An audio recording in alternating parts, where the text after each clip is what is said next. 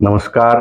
Advocate Yogesh माखणे Patil नेहमीप्रमाणे आपल्यासाठी सोप्या भाषेत कायद्याची माहिती जी तुम्हाला तुमच्या समोर असलेल्या कायदेशीर अडचणींमध्ये उपयोगी पडेल असा व्हिडिओ आज घेऊन आलेलो आहे. त्याआधी माझं चॅनल सबस्क्राईब करा, व्हिडिओ लाईक करत जा, व्हिडिओला कमेंट नक्की द्या. कमेंटमध्ये आपल्याला पुढच्या व्हिडिओमध्ये कोणती माहिती हवी आहे त्याबद्दल देखील सांगा, प्रश्न विचारा, आम्ही त्याची उत्तरं देऊ. तर मित्रांनो, आजचा जो व्हिडिओ आहे तो गेल्या काही वर्षामध्ये एक अनुभव आलेला आहे. त्या अनुभवातनं मुद्दामून केलेला हा व्हिडिओ आहे, जो महाराष्ट्रभरातल्या तमाम नागरिकांना उपयोगी पडेल. तर आजचा जो व्हिडिओ आहे तो कोर्टामार्फत तुमची उधारी जर का कोणाकडे असेल, तुम्ही कोणाला पैसे दिले असतील, तर ते तुम्ही कसे वसूल करू शकता यावरती आजचा व्हिडिओ आहे. मित्रांनो, आपण अनेक वेळा आपल्या नातेवाईकांना, मित्रांना किंवा कधी कधी ओळखीमध्ये कोणीतरी असतो अशा व्यक्तीला काही रक्कम उधार देतो, किंवा कधी कधी आपण आपल्या व्यवसायामध्ये अशी रक्कम उधारीवर ठेवतो. म्हणजे मी समजा एखादा व्यावसायिक आहे, समजा मी आंब्याचा व्यापारी आहे किंवा मी सिमेंटचा व्यापारी आहे आणि एखादी व्यक्ती बिल्डर कॉन्ट्रॅक्टर माझ्याकडनं सिमेंट घेऊन जात आहे आणि एक रिलेशन तयार झालेलं असतं आणि त्याच्यामुळे आपण ते बिल उधार ठेवतो. पण अनेक महिने त्याच्याकडे पैसे मागितल्यानंतर देखील अशी व्यक्ती पैसे देण्यास टाळाटाळ करते. तर अशा वेळेस दोन उपाय तुमच्या पुढे आहेत. एक तर म्हणजे पोलिसांमध्ये जाऊन पोलीस तक्रार करणे. पण 22 वर्षाच्या माझ्या अनुभवानुसार मी अगदी ठामपणे सांगतो की पोलीस यंत्रणेला फसवणूक ही एक फसवणूक आहे. खरं तर अशा फसवणुकीचे गुन्हे दाखल करून घेण्यामध्ये कोणत्याही प्रकारचा इंटरेस्ट नसतो. त्यांना हे कामाचं अतिरिक्त ताण वाटतो. मग दुसरा उपाय काय आहे आपल्याकडे? तर दुसरा जो उपाय आहे तो म्हणजे दिवाणी न्यायालयामार्फत अशा व्यक्तीविरुद्ध वसुलीचा दावा करणे. आता मित्रांनो, वसुलीचा दावा कसा केला जातो, त्याच्यासाठी काय काय महत्वाचे मुद्दे आहेत ते मी आज तुम्हाला सगळे समजून सांगणार आहे. सगळ्यात महत्वाचं म्हणजे आपल्या इथे भारतामध्ये, महाराष्ट्रामध्ये आपल्या इथे आपण विश्वासावरती एकमेकांच्या चालतो. म्हणजे समजा एक्स या व्यक्तीने वाय याला पैसे दिलेत उधार. का दिलेत? तर तो त्याला अनेक वर्ष ओळखतो, किंवा तो त्याचा नातेवाईक आहे, किंवा तो त्याचा मित्र आहे, कामामध्ये एकत्र काम करतायत, एका कंपनीमध्ये आहेत. आणि अशा वेळेस आपण कुठल्याही प्रकारचं लिखापडी ज्याला आपण म्हणतो, ॲग्रीमेंट म्हणतो, एमओयू म्हणतो, असा आपण करत नाही. तर सगळ्यात महत्वाचं म्हणजे तुम्ही कोणालाही जर का पैसे देणार असाल तर त्याच्याबरोबर कुठल्या ना कुठल्या स्वरूपाची ही लिखापडी तुम्ही जरूर केली पाहिजे. अगदी साधी पावती देखील चालेल की मी वाय वय राहणार इथे इथे, एक्स कडनं एवढ्या एवढ्या रकमेची रक्कम मी घेतलेली असून ती मी त्याला देणं बंधनकारक आहे आणि अशी रक्कम मला मिळाली.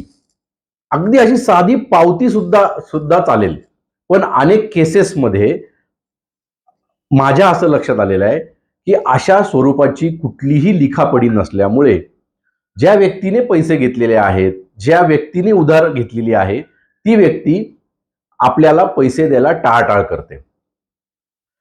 त्याच्यानंतर समजा अशी एखादी व्यक्ती जिच्याकडे तुमची उधारी शिल्लक आहे किंवा जिला तुम्ही पैसे दिलेले आहेत आणि ती महिनोन-महिने टाळाटाळ करतीये, तर मित्रांनो, सगळ्यात महत्वाचं लक्षात ठेवा, सगळ्यात महत्वाचं, अशा व्यक्तीकडनं तुम्हाला पैसे दिलेल्या तारखेपासून वसूल करण्याची जी मुदत आहे ती आहे 3 वर्ष. लिमिटेशन ऍक्ट नुसार तुम्ही अशी रक्कम फक्त आणि फक्त 3 वर्षातच वसूल करू शकता किंवा त्या वसुली विरुद्ध कोर्टामध्ये जाऊ शकता.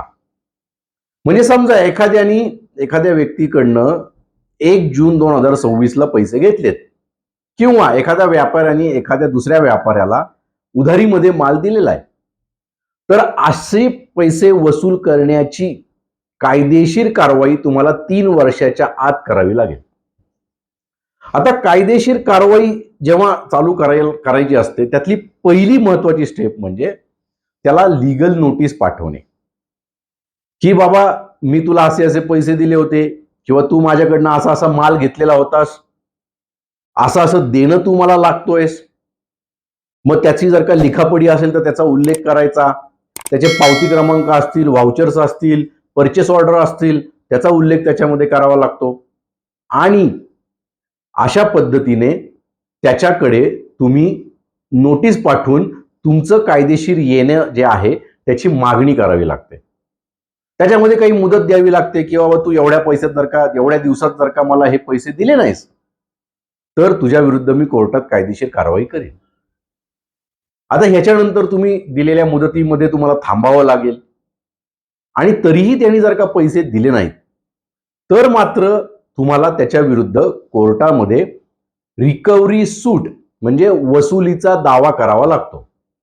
आणि मग मी सुरुवातीला जे सगळ्यात महत्वाचं सांगितलं की तुम्हाला त्याच्याकडनं पैसे येणे आहेत हे कोर्टाला पटवून देण्यासाठी तुमच्याकडे लिखित स्वरूपामध्ये काहीतरी असलं पाहिजे. आणि मग अशा वेळेस तुम्हाला त्या केसमध्ये सक्सेस नक्की मिळणार. ह्याच्यामध्ये दुसरी एक गोष्ट अशी आहे की जी अनेकांना माहीत नाहीये, ती मी आज सांगतो की एक तर कोर्टात जायचं म्हणजे कोर्ट फी भरावी लागते. तुमची जी काय रक्कम असेल त्या रकमेवरती कोर्टाची फी भरावी लागते. एक तर त्याची तुमची तयारी पाहिजे. दुसरी गोष्ट, तुम्हाला माहिती आहे भारतीय न्याय व्यवस्था कासवाच्या गतीपेक्षा देखील स्लो चालते. त्यामुळे तुम्हाला पेशन्स ठेवावं लागेल, चिकाटी ठेवावी लागेल. आणि हा असा तुम्हाला दावा तुम्ही जिंकलात तर त्याच्यानंतर नुसता दावा जिंकून उपयोग नसतो, कारण दावा जिंकला म्हणजे तुम्हाला पैसे मिळत नाहीत. हे अनेक वकील, अनेक कायदेशीर तज्ज्ञ, न्यायालय, यूट्यूब चॅनलवरचे जे कोणी वकील्स आहेत ते तुम्हाला सांगणार नाही. त्याच्यानंतर एक एक्झिक्युशन प्रोसिडिंग असते, ज्याला मराठीमध्ये दरखास्त म्हणतात. म्हणजे जी तुम्हाला डिक्री मिळाली आहे, जे जजमेंट मिळाले वसुलीचं, ते जजमेंटच्या परत एक नवीन दावा करावा लागतो. आणि ज्या व्यक्तीकडनं तुम्हाला पैसे येणं आहे त्या व्यक्तीच्या मालमत्तांचं, त्याच्या नावावर असलेल्या मालमत्तांची माहिती तुम्हाला कोर्टाला द्यावी लागते. मग कोर्ट त्या मालमत्तेविरुद्ध लिलाव काढतो. म्हणजे काय की तुमचा दावा जर का 2, 3, 4 वर्ष चालला असेल तर या दरम्यानच्या काळामध्ये तुम्हाला अशा व्यक्तीची जी मालमत्ता आहे जी त्याच्या नावाने आहे, समजून घ्या, जी त्याच्या वैयक्तिक नावाने आहे, अशा मालमत्तेचा शोध घेऊन त्याचे पुरावे कोर्टाला द्यायचे. तर आणि तरच तुमचा जो रिकव्हरी सूट आहे किंवा वसुलीचा दावा आहे हा यशस्वी होऊन तुम्हाला ते पैसे परत मिळतील. मी आशा करतो की तुम्हाला आजच्या व्हिडिओमधनं एक सखोल माहिती मिळालेली असेल. पुन्हा एकदा सांगतो, माझे चॅनल सबस्क्राईब करा, व्हिडिओ लाईक करा, व्हिडिओला कमेंट करा आणि व्हिडिओ शेअर आणि फॉरवर्ड करा. धन्यवाद.